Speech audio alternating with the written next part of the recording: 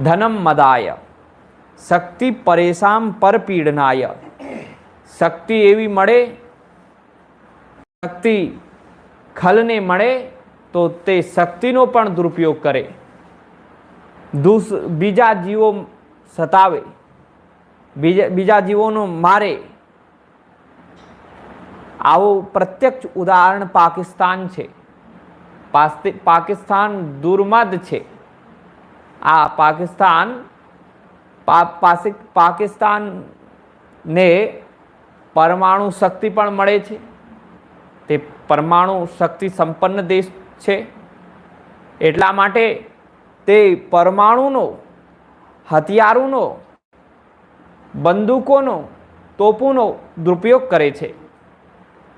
તે પરપીડનાય બીજાઓને પીડા આપે છે, કષ્ટ આપે છે.